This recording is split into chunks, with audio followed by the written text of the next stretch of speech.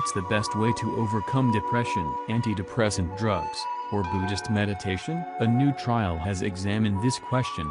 Siegel et al. The short answer is that 8 weeks of mindfulness mediation training was just as good as prolonged antidepressant treatment over 18 months. But like all clinical trials, there are some catches.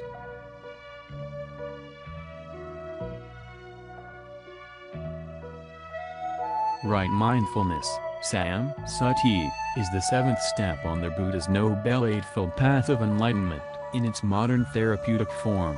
However, it's a secular practice. You don't have to be a Buddhist to meditate here, but it presumably helps.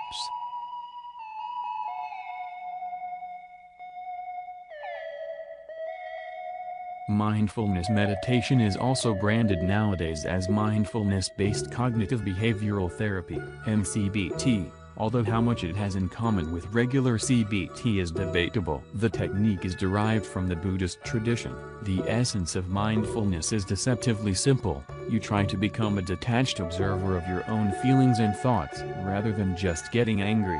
You notice the feelings of anger, without letting them take over. As I've written before, while this might sound easy, we are not always aware of our own feelings.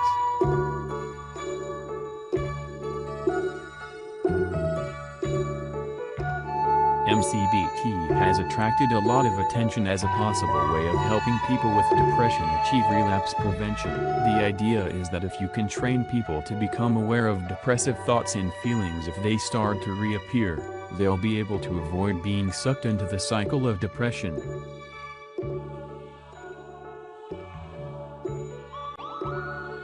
The 160 patients in this trial were initially treated with antidepressants, starting with an SSRI, and if that didn't work, moving on to venlafaxine, up to 375 milligrams, as necessary, which is a serious dose, or mirtazapine for people who couldn't take the side effects. This is a sensible treatment regime, not one relying on low doses and doubtful drugs, as in many other antidepressant trials.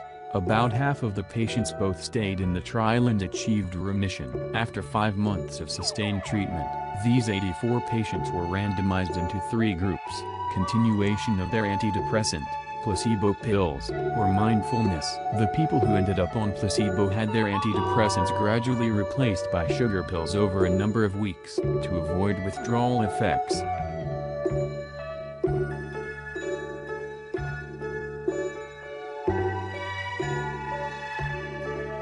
Here's what happened. People on placebo did very badly, with only 20% remaining well 18 months later. People who either stayed on the drugs, or who got the mindfulness training, did a lot better, with 70% staying well, and there were no differences between the two.